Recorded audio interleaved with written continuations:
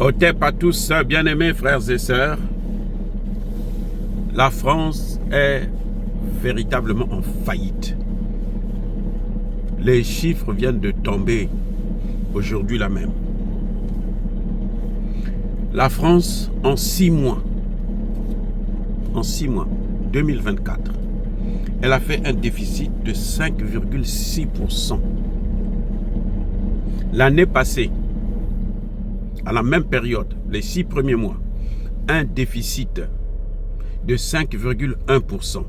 Donc, il y a une augmentation de 0,5% en 2024. Maintenant, 2025, les prévisions sont en train de donner un déficit de 6,2% en 2025. Donc, ça dit que le déclin de la France est en train de mourir. À force de venir piller en Afrique et que les Africains sont en train de fermer les portes petit à petit. Et il y a des vrais investisseurs qui sont en train de venir mettre de l'argent pour acheter les matières premières. Même si on a encore un problème de mauvaise gestion, la France est en train de payer le prix cher. 5,6%, c'est l'équivalent de 15 milliards de dollars de déficit en 6 mois. Or, la France a besoin en ce moment de 300 milliards de dollars pour terminer l'année. Elle doit s'endetter sur le marché international. Mais la France, 300 milliards d'euros plutôt, pardon, 300 milliards d'euros, donc c'est plus, peut-être 340 ou je ne sais pas combien de milliards de dollars. Sur les 20 pays, d'Europe, la France est le 19e pays en termes de déficit. 19 sur 20 là, 20 pays de l'Union européenne. La France est l'avant-dernier élément. Donc imaginez la situation, comment est-ce qu'elle se passe en France. C'est la faillite totale. Conséquence, les 6 premiers mois là, 6 premiers mois de janvier à juin, l'augmentation des faillites d'entreprises est allée jusqu'à 18%. 18% d'entreprises en plus qui ont fermé, qui ont déposé la clé sous le paillasson dans les 6 premiers mois de 2024. Cela équivaut, écoutez bien, cela équivaut à près de 102 500 emplois menacés. Emmanuel Macron faisait le gros dos sur les start-up. Les start-up là aussi, ça ne va pas toujours. 6% d'augmentation de déficit par rapport à 2023 dans les 6 premiers mois.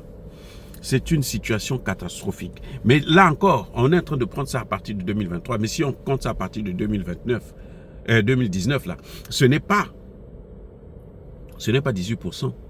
C'est plus de 26% d'entreprises, d'augmentation des entreprises qui sont en train de fermer les portes. Alors que en 2021 et 2022, beaucoup d'entreprises ont été créées. Mais vous savez quoi? Parce que Emmanuel Macron avait, quand il a fait la politique de tout ce que ça coûte concernant le Covid, il fallait dépenser comme un fou. Alors, il a proposé des aides aux entreprises. Donc, les entrepreneurs venaient maintenant créer des entreprises rien que pour prendre ces aides. C'est ce que eux-mêmes, ils appellent ça maintenant entreprises zombies. Et au moment où nous parlons, ces entreprises zombies sont en train de fermer les portes. Quand elles ferment les portes, elles ont pris des prêts garantis par l'État. Donc, c'est l'État qui va payer ces prêts-là, au moins à 90%. Donc, la faillite, là, c'est qui est en train de venir, là, dans les années à venir, là. C'est pas petit, hein. C'est pas petit. Maintenant, en ce qui concerne les micro-entreprises, c'est-à-dire les taxis, les motos, les gens qui font le delivery, la livraison, c'est la livraison des enveloppes, des petits colis, ainsi de suite, dans les villes, par exemple, comme Paris ou des grandes villes. Là, dans les micro-entreprises, là, la faillite a augmenté à 121%. Donc, c'est la catastrophe totale. Maintenant, les petites et moyennes entreprises, elles ne sont pas en reste. Augmentation des entreprises qui déposent le bilan. 122%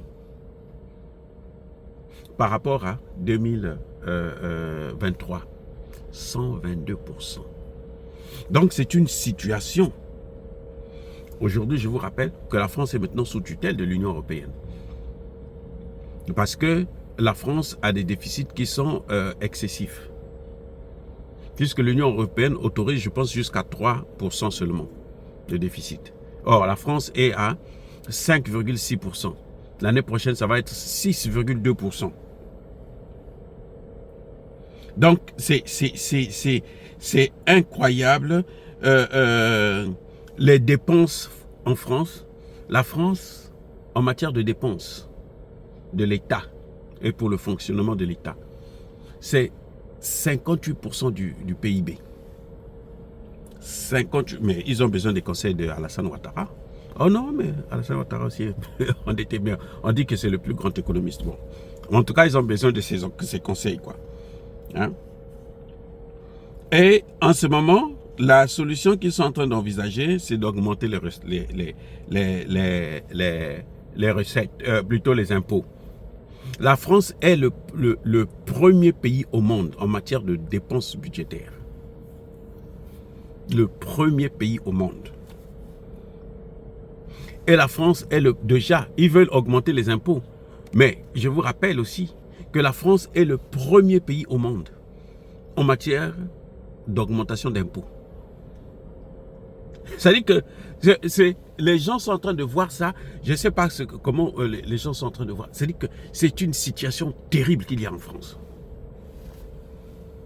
Sur le plan institutionnel, Macron est en train de faire un coup d'État. Ça fait maintenant plusieurs mois, il n'a pas encore un gouvernement. Et on se demande même s'il aura un gouvernement d'ici là. C'est horrible, c'est catastrophique, c'est insoutenable. C'est la situation que la France a. Et ce sont les mêmes Français qui viennent nous apprendre, nous donner des leçons, nous, en Afrique.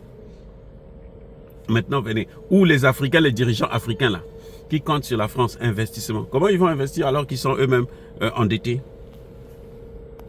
Ils sont endettés, super endettés. Comment voulez-vous que des pays qui ont une dette aussi énorme, les pays qui n'arrivent pas à contrôler le déficit budgétaire, et ça ne fait pas, c'est pas la première année, hein. Ça fait plusieurs années, ça fait au moins 15 ans que la France est en déficit budgétaire permanent. Avant, ce n'était pas aussi grave que depuis que Macron est là. Parce que depuis que Macron est là, les choses se sont aggravées. Macron, à lui seul, a augmenté la dette de la France de plus de 1000 milliards de dollars.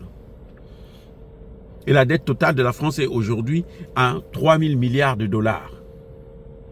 Je vous ai dit, les 6 prochains mois, là, elle a besoin de 300 milliards de dollars pour couvrir les dépenses de l'État. Le fonctionnement, payer les salaires, ainsi de suite. La France est un État en faillite. Ceux qui croyaient que la France avait le droit de venir nous donner des leçons, la France elle-même est mal gérée et mal gouvernée. C'est un pays en difficulté, en extrême difficulté.